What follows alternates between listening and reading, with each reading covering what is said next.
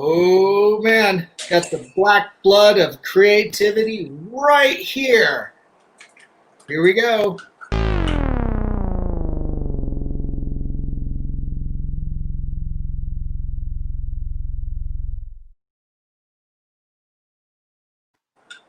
I'm your host, Daniel Crosier. This is COFOH Live Undead, and I'm here with the amazingly talented Stephen Russell Black. But first,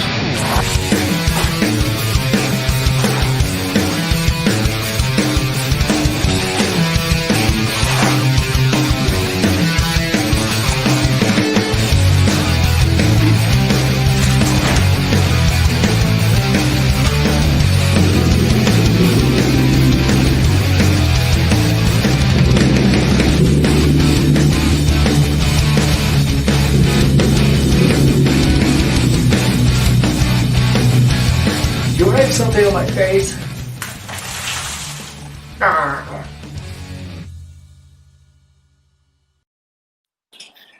Mr. Black, how are you? Hi, Daniel. Thanks for having me. Yeah, thanks for coming on the show. I've been a fan of yours for several years now. Following you on Facebook and Instagram, and I have to say, your artwork is just it's absolutely engrossing. There's so much fluidity to it. It's spooky, and it sounds like you have a microwave going off.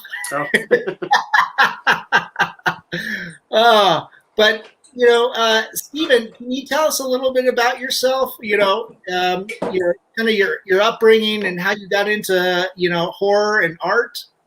Yeah. So I grew up in the middle of nowhere, Ohio, where there's like very little to do but live in your head and kind of play video games and read comics and stuff. And I can pinpoint actually the when I got into like the horror art, like specifically is I used to ride my bike as a kid to it's like a mile to ride my bike to this used bookstore, and I picked up a copy of The Stand by Stephen King with illustrations by Bernie Wrightson, and ever since then I've just been in love with the idea of horrific things but like illustrated beautifully. Yeah. And so that's what I'm always in the like my work is currently like is all in the search for is like these how to present, like if I can paint a severed head and your first like response is like, oh my gosh, it's so beautiful, like then I win. That's awesome. That actually is that is my response to a lot of this. Oh man, let me bring you sent me this image of you working away. Yeah, it's absolutely gorgeous. I see what you mean. Thanks. Man. So you got into that, in your youth. So have you just always been doing that since then? No, I mean, I kind of got away from it. Like when I went to like art school and stuff, that stuff kind of like the exciting things like comics and things that you're excited about, like when they are training you in like your fundamentals and your figure drawing and things like that, it kind of fades away because you're so focused on like this academic study. Right. And I feel like it's only in the last 10 years that I still was always going to the comic shop and always like interested in comics and horror stuff, but that's just kind of the aesthetic I like. But it's only been in the last 10 years or so that I like went full in on like the creepy stuff. Okay. So when I graduated college, I was doing like book covers for kids and like all kinds of different like odd job, like art job things. So we're doing that, were you able to like change up your style? Did you have to make things obviously age appropriate doing the kids covers? Yeah, definitely.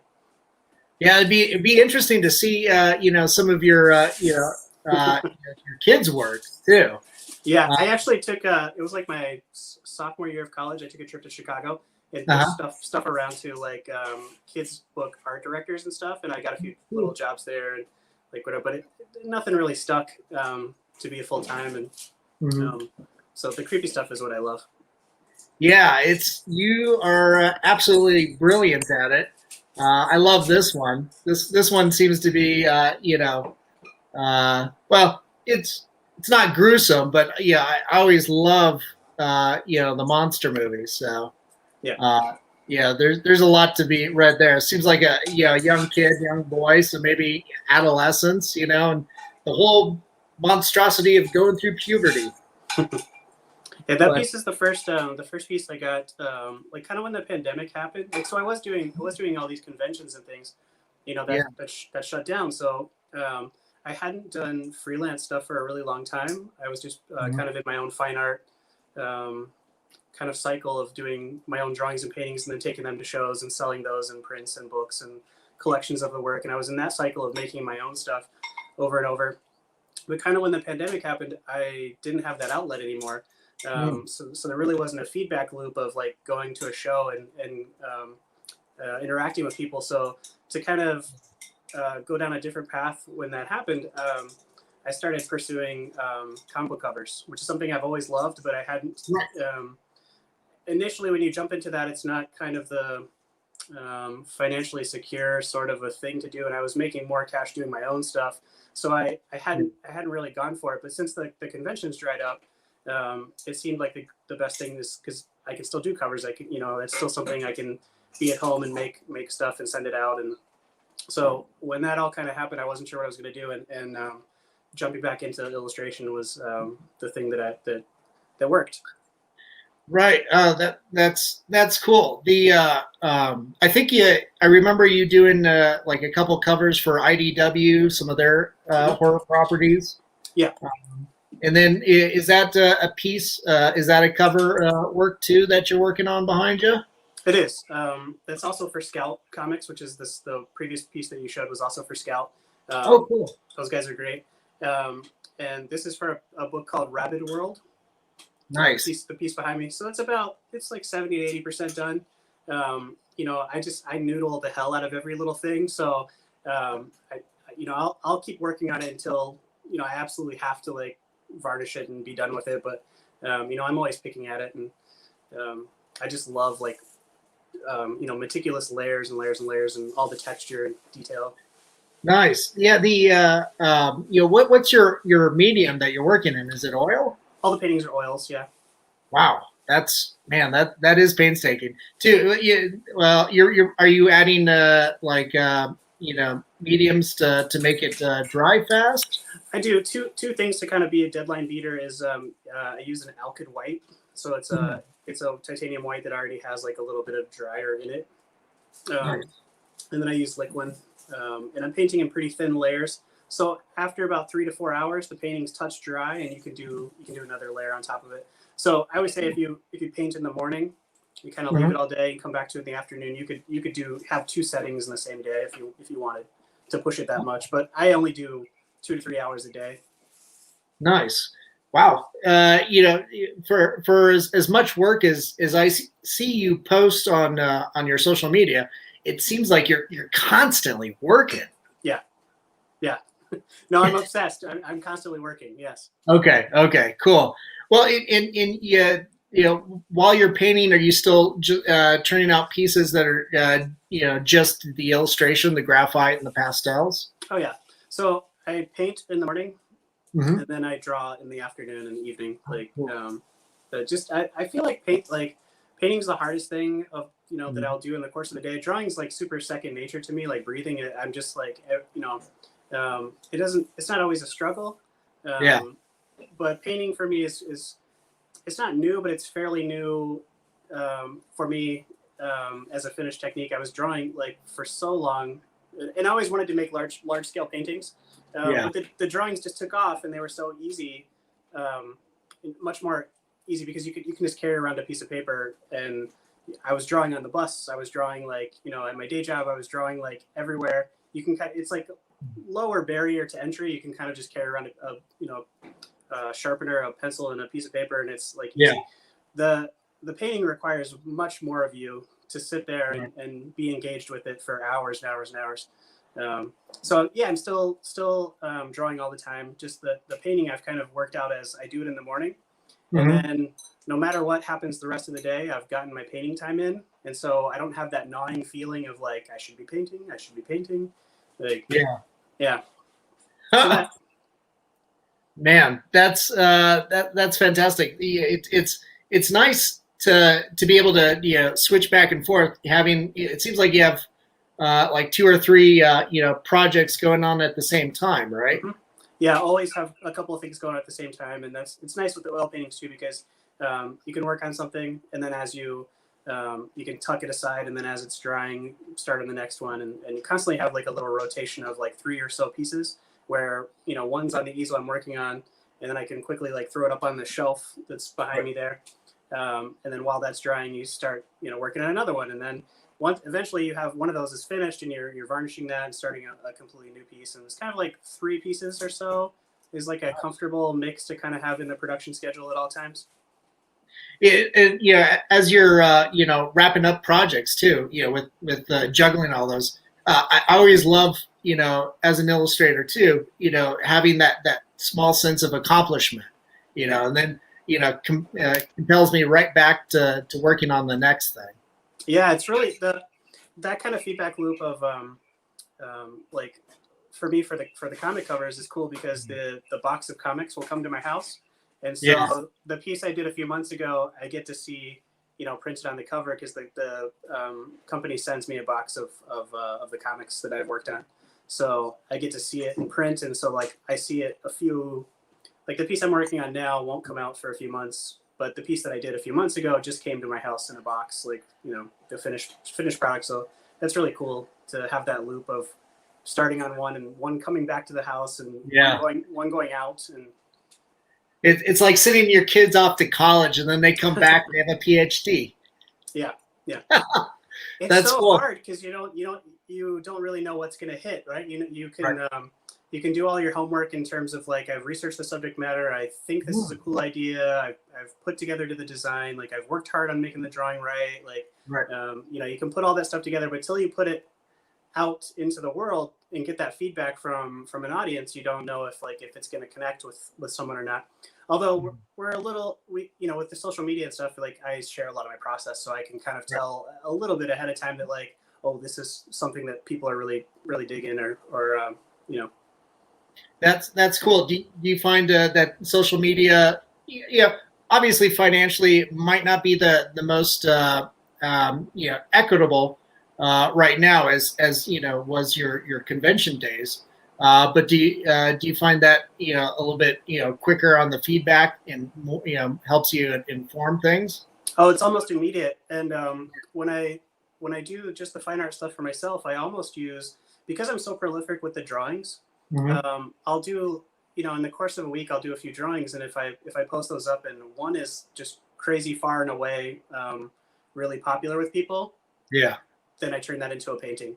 So I kind of have my own market feedback of like, oh, do you guys like this? Do you like this? And then like the one that really hits, I go, okay, then I'll, the one that's really popular, I'll put the time into turning into a painting, and then really knowing, because a little bit, I don't know, it kind of feels like I know this is connecting with people. If I take the time to make it a larger scale painting, like that's not going to be wasted time. Like people are already connecting to it, so they'll connect to the painting as well. And I think that the drawing you had shown just not too long ago is actually behind me as a painting right Oh there. My gosh, so, that's so cool. Yeah, so that's what happened with that piece, is for sure is that that picture of the girl with the mask like really was popular on social media. I think it has like 20,000 likes or something on Instagram. And so, so then you go, okay, well that's a no-brainer. That's going to become a painting. Yeah, that piece is really striking for its composition. Yeah, it's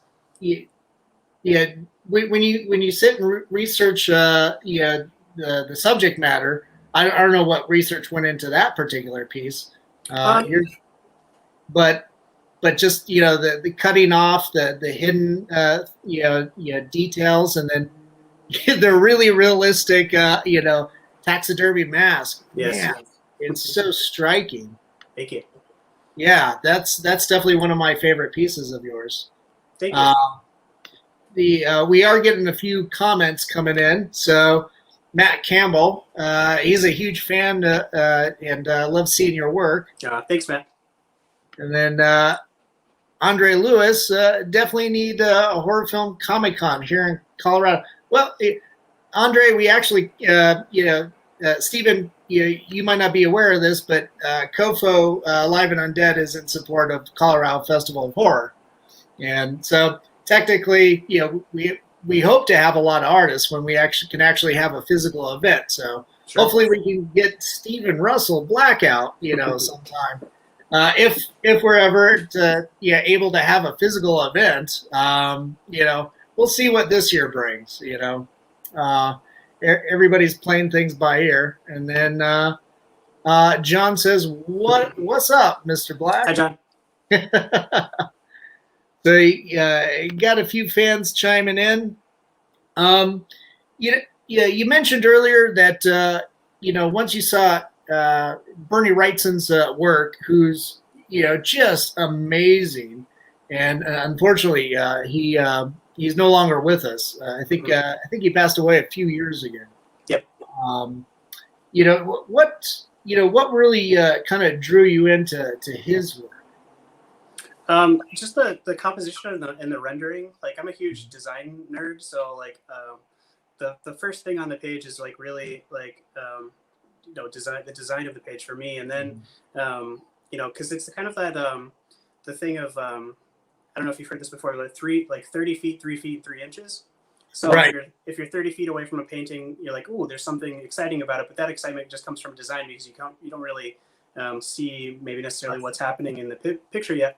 And then when you get 3 feet away from it, there's like another reward of like, oh, okay, I see what these things are, and I'm still intrigued by the story. And then when you're 3 inches away, there's like a ton of rendering or some sort of technique that like keeps you engaged even more. And so it kind of an image is rewarding from all those levels. And Bernie's work is definitely rewards you for getting up close to it. And if you see it from far away, you just want to know what's going on. So he fulfills all of those things. And I just love the creepy bits. And so. Oh yeah. There's so much texture and so much flow going on too. To me, it also, with the rules that you just stated, kind of harkens to like the golden rectangle as well, which just starts circling you in and drawing your eye, watching how it flows over and where the viewer goes with that. What other artists really inspired you? Yeah, so growing up in Ohio, I actually went to when I went to Columbus College of Art and Design. I had two like really formative teachers for me, and one was C.F. Payne, who's a really popular illustrator. He does like Time magazine covers and things like that. I had Chris's class like a couple of years, and I was also the secretary of the illustration department. So I worked closely with Chris, like on coordinating shows and things and stuff. And so I got to not only take his class, but be more involved with him. And he's just incredible. Like the way he handles his business is just, he's a illustrator's illustrator, and he's just like amazing about every step of the process. And then the other person who was super formative was I had a workshop class with John Jupalankar. I don't know if you're familiar with John's work, but he does a lot of sci-fi book cover stuff. And yeah, John was amazing. And cool. I'm still in touch with both of those people today. John is just like also in the horror, sci-fi fantasy kind of world. Nice. So that's kind of where I was in, kind of met the horror stuff again, like because I had kind of fallen off, and then like through like to the end of college, I started to get back into what I was excited about again, and John definitely brought that back, and he introduced me to a bunch of other artists that are still formative to me now, like Geeker and Gottfried Helvine, just a lot of dark painters and stuff, and I just love that aesthetic. Yeah. Oh, that's so cool. The obviously Giger is quite a visual feast, but Godfrey. I don't know if too many people know him out there, but I think even worked with Marilyn Manson on some pieces too. So a lot of lot of texture and a lot of washes too. It's incredibly moody and kind of puts you at alarm sometimes. So that's I think that's really inviting. When work can be so beautiful, but at the same time, you're on guard. Uh, and I think that invites a little bit more of like what's the conversation and what might be the story that's going on there. So speaking of stories, you are putting out through Kickstarter a new book called 100 Monsters. Let me get that banner rolling, that ticker at the bottom. So there's Steven's website. Go there to purchase books, prints, and originals, and then visit. Take that URL and copy and paste that so you can go support his 100 Monsters book. What is that one about? Oh, so every January, Kickstarter promotes this thing that they call Make 100, and so it's like kind of a to get your feet wet kind of a thing for creatives to like just make 100 of whatever thing that you're interested in, and it's kind of like a jump start to the year, and they do it every January. I think maybe this is the second or third year, and I've always thought it would be interesting to do, but again, with the conventions and things, it's sometimes I don't always jump into like all the projects that I might want to do through the course of the year because I know that convention season is coming around, so you kind of gear for that. But with that not happening this year, I was like, oh, I'm definitely going to try the Make 100 this year. So, and of course, Make 100 Monsters. That's so cool. When I think of your monsters, I think of like these visuals. This is another one of my favorite paintings of yours that you sent over. When you're talking monsters too, are you talking like more of the traditional stuff or? No, it's gonna be all my my own making. Oh, cool. Of so kind of like that, the piece that you saw. So my version of like making monsters like that is sorry, I'm gonna adjust. Is I kind of go down a path of like researching some aspect of science, and then I turn it into like a I always call it the science fact of the science fiction. Right? Okay. So if I can get the science fact right, then you'll agree with me, right? And so the whole thing about like it's almost like an improv, like, hey, if I can get you to agree to this thing, and we're both on the same page, and you said yes, if I just tweak it a little bit, like maybe you'll follow along. Right. With me. So the husk piece that you just showed was kind of about octopuses can change their color and shape and things and stuff, right? And so I thought, like, what if he was trying to like, what if they could also merge into other creatures? And so he's trying to become human, but he's getting it wrong. He's getting it wrong because there's like multiple arms and like it's like kind of a thing. And I have another piece that's it's a kind of I'm blanking on the term now. Oh, cordyceps. So there's a mushroom that spawns and then grows in these insects, and it actually takes over their brain and has them like climb to the highest point wherever that insect is, and then when they die and the spores come out, like it produces more cordyceps.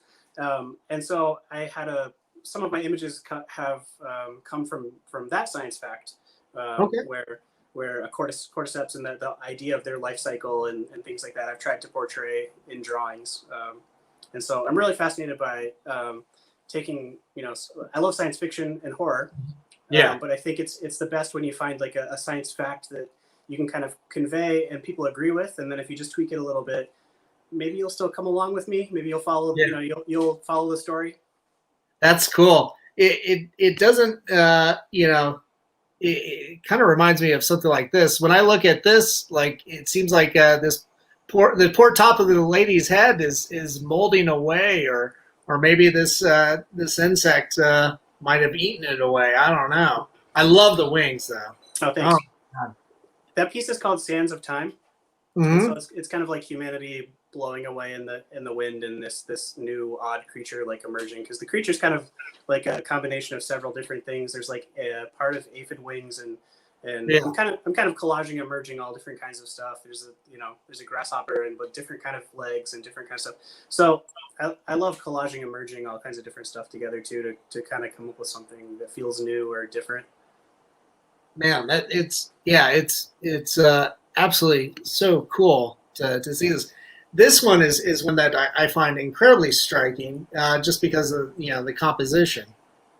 It's really lovely and treacherous. This kind of reminds me of something that you would allude to for like a body horror novel or feature film. Sure. That piece is called "Devil's Got Your Tongue." Mm. So, but I'm a huge sucker for just cutting things in half. Like I love to, as you saw in the previous couple of pieces, I love to draw like a beautiful face. And then slice it in half and see what comes out, and or merge it with something else. Like that's just a fun thing to do. If I was a sculptor, which I'm not, I think it would be a blast to do the same stuff, or sculpt like a whole head and literally chop it in half and add chunks of things on and do different things. I keep thinking that I'm gonna sculpt one day. I just haven't found the time. I've collected all of the things. Yeah. My sculptor friends tell me, like, well, you can't just get all this stuff, and it doesn't work by putting all the stuff in proximity next to each other. You have to put in the work. Right. But I do a show every year, except for not this year, called Monster Palooza, which is like a special effects industry show. And many people there are sculptors, and so every time I go, I get the bug to like want to sculpt something, and so I buy monster clay and the dental tools and like all the stuff. All the like industry stuff that people are using, I end up bringing back to my house like after the show, like more and more stuff. But I never find the time. I never find the time to do the sculpture. It's something I want to do like at some point. The other thing too is like so many people sculpting in 3D are sculpting digitally. Mm-hmm. I know a lot of traditional artists, that have done it, with their hands and done the clay and the resins and everything like that. And now they're, they've adapted to, bringing on the laptop and doing the like ZBrush and stuff like that. Have you ever thought about, making that attempt? No, but that's a low entry point kind of thing too, right? Because you can just load up the program and start picking around. That'll be fun. I think the fun thing about ZBrush is that you can keep making the prints off of it, right? You can keep making the 3D prints, which is really cool because now sculptors, for the first time, they had other things where you could do silicone molds and casts and things, but as a painter, you can make a painting and then we can endlessly make prints from it, right? And then sculptors didn't really have that option as well. But I kind of feel like now with 3D printing, it's really cool because they have the option to like, I can print this over this 3D thing over and over. Like, yeah, you can do it at home. You can I think there's some amazingly high-end machines that can do just exquisite reproductions. Those are like the $100,000 machines, and then from that cast off just thousands and thousands of multiples to sell. But yeah, that I thought if that would be an easy entry point to doing 3D sculpts for illustrators, for people that or graphic designers. It looks like Robert chimed in. Nature is a great source of inspiration for horror. For sure, most definitely. A lot of terrifying things in nature. Pandemics for one. So how aside from you not being able to go to shows and things like that, how else has the current situation affected you? I think that creative people in general maybe are a little not as impacted because I'd just be home drawing and painting like anyway. So and then like kind of the last thing you're able to do is just to go grab like takeout or something, right? Like because most places are closed, but you can kind of that's kind of our outing around the house is like we we're like, oh, what restaurant are we gonna go to like on the weekend or whatever? Because like that's kind of like there's Yeah. no you can't really do much. But except for shows, the biggest impact is just I don't think it's impacted me as much because I'm just home drawing and painting all the time anyway. So it's not been, but I really miss traveling. Yeah. Yeah. Yeah. With Monster Palooza, I think isn't that near your neck of the woods? It's Southern California, so I'm in Northern California, and Oh, okay. Monster Palooza is in LA. So it's like a 7 to 10 hour drive for me, depending on traffic. Okay. It's not very far away, but and before the pandemic, I found myself in LA a lot because I show in a lot of galleries there as well. So Oh, cool. we would either ship things down or I would drive stuff down to galleries in LA. So a lot of business going back and forth. Okay. That's cool. Yeah, hopefully things will within the next year kind of balance out so that we can have that face-to-face camaraderie again. Yep. Yeah, that's the only thing that I feel like is missing is you do stuff and you get a feedback loop online, but it really is much more meaningful to be in person and to hear someone say like I really follow you, your stuff is inspirational to me, and you really get that sense that it matters to someone. Right. Right. That feels really good to know that the stuff that you're putting out like is received and people love it, and so that kind of feedback loop in person like is much more meaningful than a like or a comment or thing, which are great too. But you just like yeah, that's a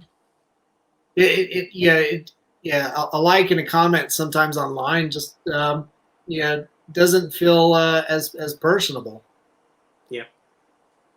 It's as things kind of drag on, I kind of miss that, and that's why I do these shows, so I can connect with my fellow human. For sure. It's definitely a good stopgap. Like to try. Yeah, most definitely.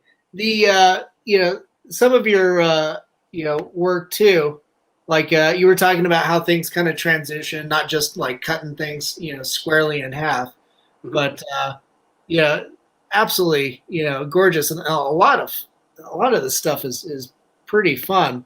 I think there's a great this poor person, however.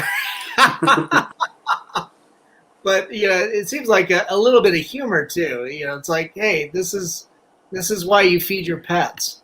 So they do that to you. That piece was the steak piece. Is like mm-hmm. It's called The Envy of Eve. Okay.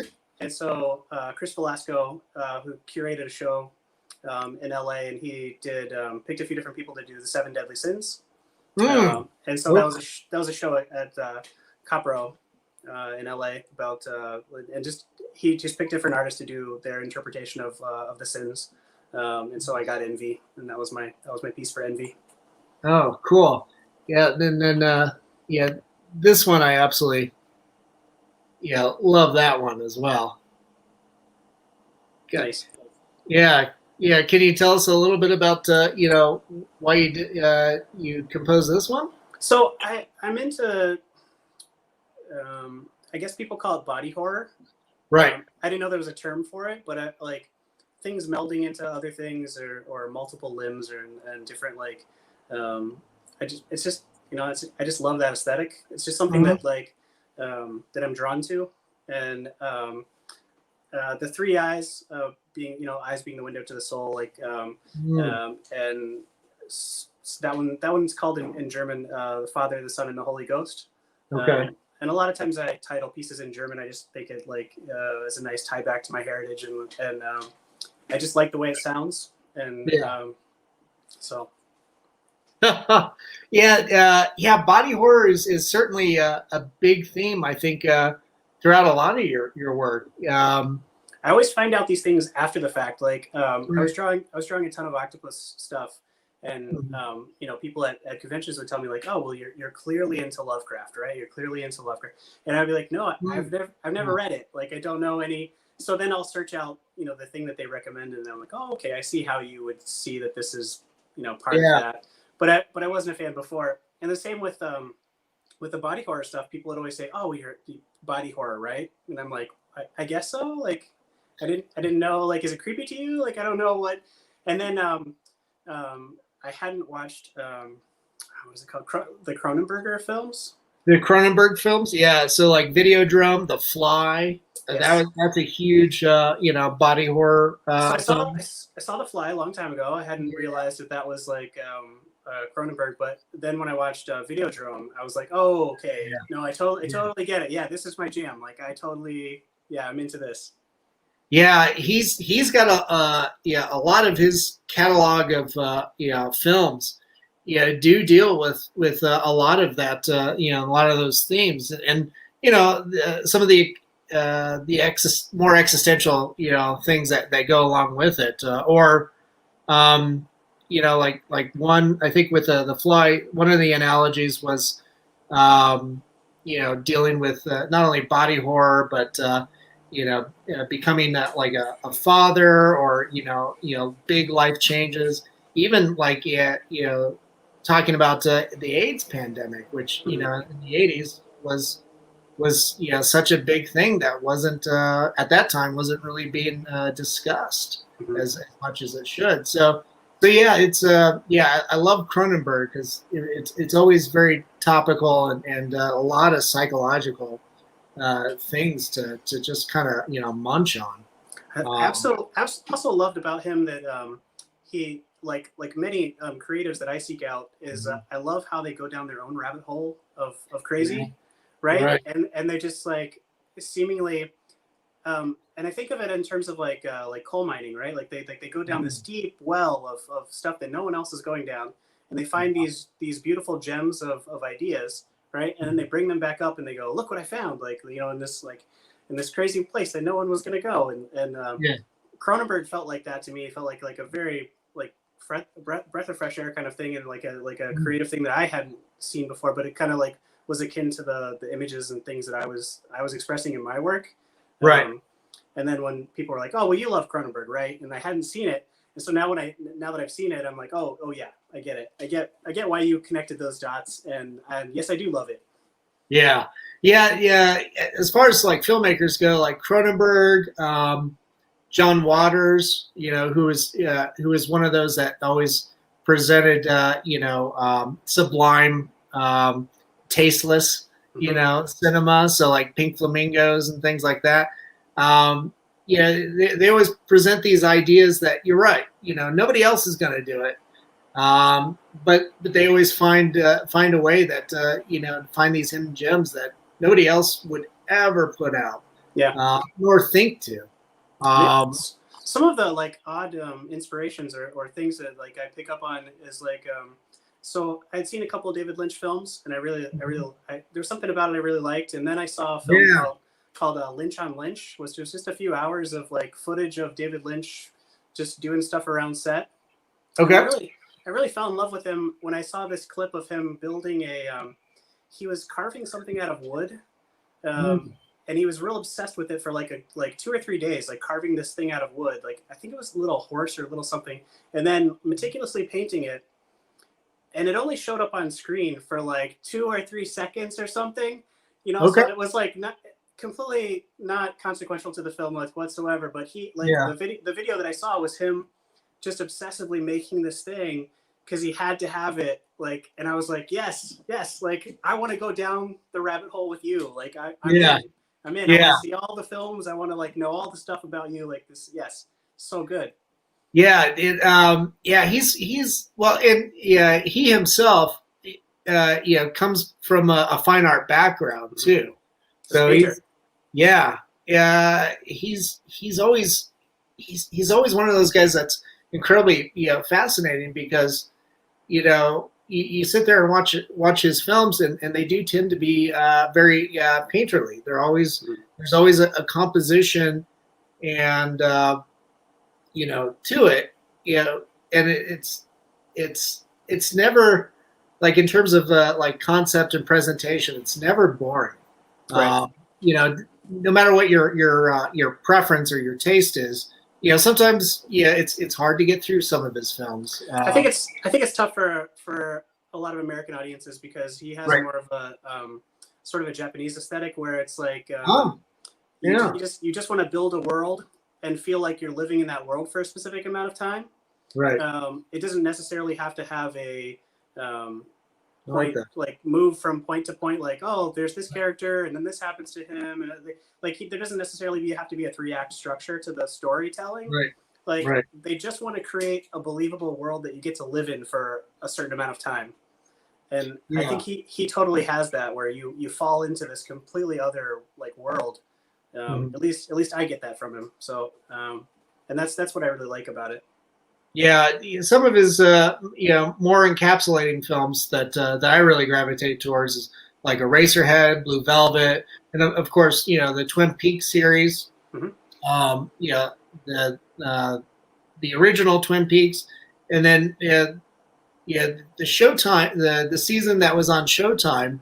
I think that might be his most recent project, but that was something that it wasn't. Obviously he's grown as an artist, and so his tools for storytelling have changed, and I think the first time I watched the season, it's just like it's just not clicking. There were moments that were just magnificent, and then it lost my attention. But I always knew, with a Lynch film or a Lynch project, I've got to revisit it. There's going to be something else that's going to be more of a meal that I just didn't pick up on. Although sometimes like from the new one, I know he fought really hard to get complete creative control over the Showtime series. Right. And in the original series, he had some editors and a co-writer, right? Right. And I feel like when he's left to his own devices, he suffers a little bit from the lack of editing. And so I feel like when he has a co-writer or is reined in a little bit, he presents it feels like he presents the ideas and people people pull him aside and go, David, what are you trying to say? And they they kind of rein him in.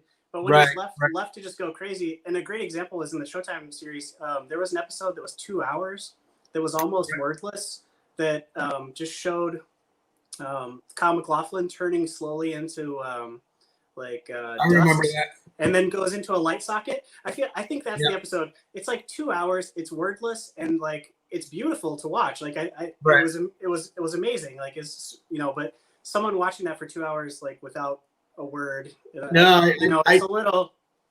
I totally get it. Yeah, at that point it becomes kind of an art installation. It's. You might want to just watch it with wine. Right. But I think too, back in the 90s, he did a family film. I want to say Disney distributed it too. That's actually one of the most endearing film projects and closest thing to straightforward commercialism, other than the Dune movie that he did. But it is also incredibly endearing and so heartfelt. So I find that he has a lot of untapped range, and you might be right. As long as he has those people in place to help tool and kind of corral him a little bit, some amazing things can be done. It kind of reminds me too of like when Lucas was doing the prequels. And everybody seemed to be afraid to say no to George. Right. It's like, and clearly he needed some no's.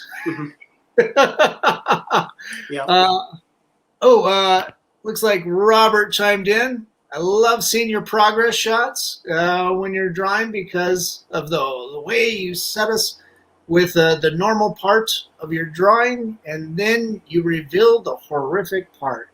Keeps me stopping by your page. You have a stalker. I know where that guy lives, just in case.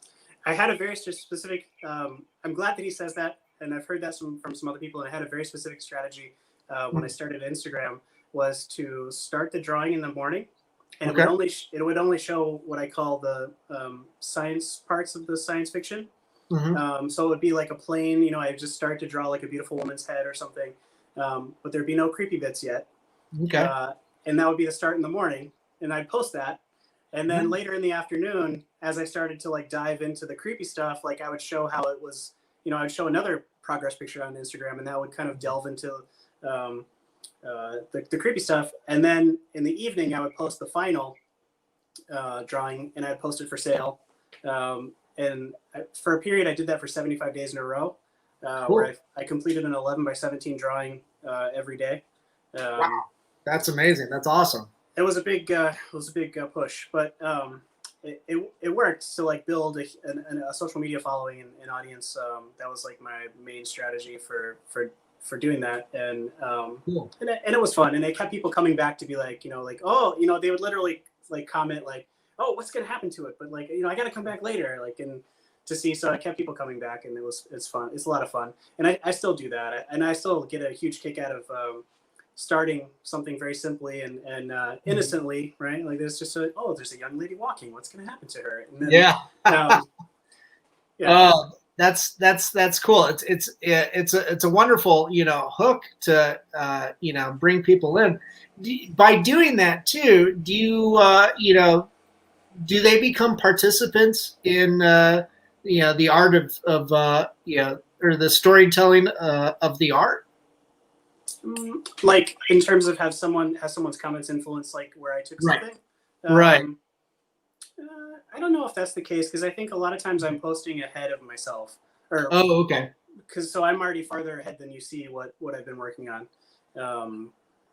But during the live time, maybe once or twice there'd been someone who was like, oh, you should do this or that, and just that idea in the back of your head kind of, you might say, no, I'm not gonna like draw something just because somebody blurted it out, but then it might have stuck, and so later you're like, oh, that is a good idea, like I should do that is good, like, so I'm sure there's been a couple of times that's happened. Nice. John came back. Your art is always very, very inspiring. Thank you, sir. Is there any projects that with your schedule and the workload that you're constantly putting out? Is there just some projects that you haven't got to that really sticks with you? So I started picking at I want to do a Zodiac series. Oh, cool. So just the 12 pieces, 12 drawings, and then I'll turn those into larger scale paintings. And then we'll do like a print set or something. I'm kind of envisioning it as. And I've started those drawings. I have like 3 or 4 finished pieces, and I have sketches for the rest of them. Nice. And then I've always wanted to do a tarot deck too. So cool. Depending on how long this quarantine goes on, right, more progress will be made in both of those endeavors. But I'm really excited about the covers, and it, having been, I keep going back to that, but having not have the feedback loop of going to conventions, like to actually work for a company and feel like I'm helping them, and I get that feedback loop of like talking to the art director or the editor, whoever's commissioning me for the piece. Like I feel like it's a little more, feels like a little more community, I guess. Yeah. And I'm like part of the team in a way, and it's like all that kind of stuff like helps a little bit when you're a little more isolated. Right. Right. I love doing my own work, and that's kind of like I'll always do that. But the covers have been really fun, and that's kind of like occupying a lot of my time lately is to do the covers for comics. That's cool. Can you share with us, like some other, comic book covers that you have in the works or is coming out? I have a couple of things that are already finished that I can't talk about. Okay. Talk about them. I don't want to get you in trouble. But the piece behind me is like, and Scout actually has been really cool about just letting me share progress. They don't have like a lockdown on stuff. But I recently did some work for a role-playing game, card game. Nice. That I can't talk about, but has not come out yet. But people will know what I'm talking about when I say a role-playing trading card game.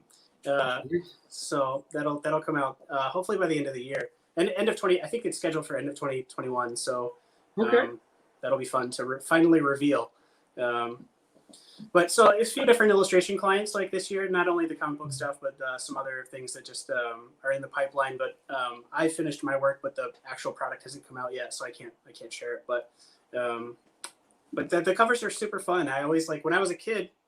I always say my two favorite presents that I was given that made a huge impact on me was my mom brought me some Fantastic Four comics, and cool. and my dad got me a box of Rembrandt oils, and like those two things are like so made a big impact on me. Like I love comics and I love painting, and so now that I get to do painted covers for these companies is like kind of the fulfilling of that those two things when I was a kid. Get like those two gifts that were like a huge impactful thing for me.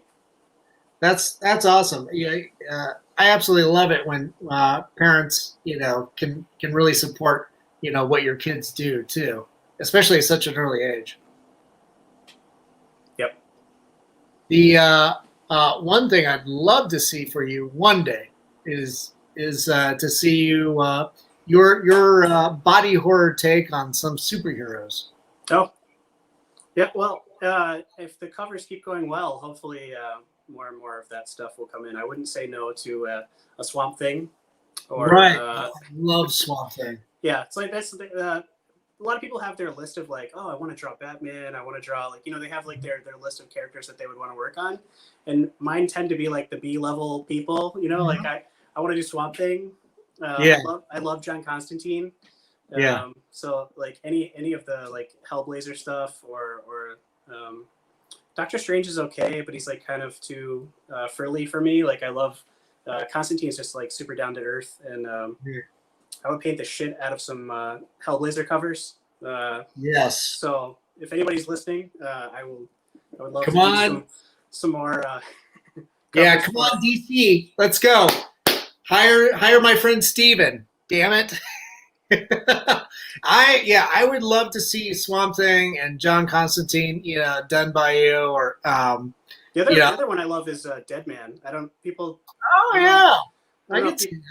Yeah, just because the emaciated like figure, I love that character too.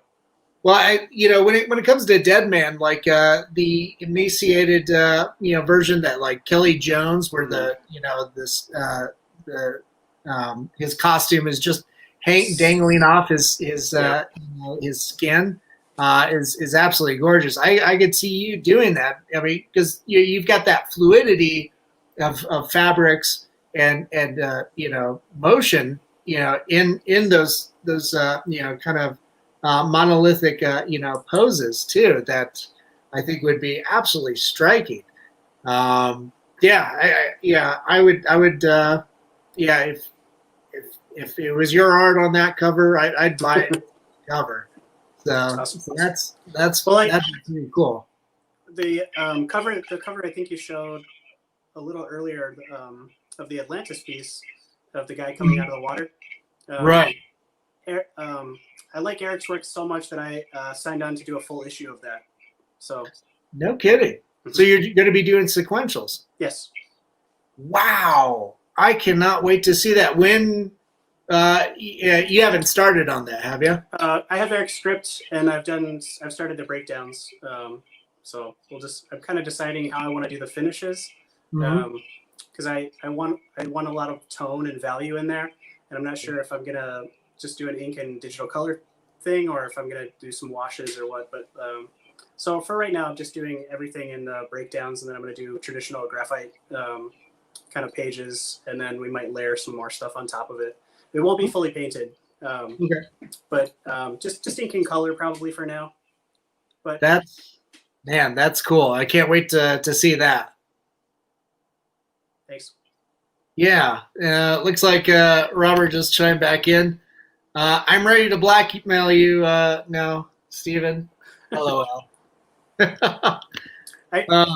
Robert's seen some of the behind-the-scenes pieces that I'm not able to show. Like, because you show your friends like a couple of things like, hey, don't show this, but this is coming out, like kind of stuff.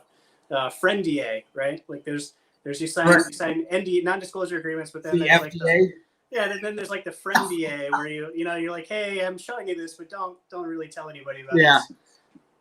Yeah. No, I'm usually pretty good about that because I forget it right away. I'm pretty absent-minded. Yeah. But cool.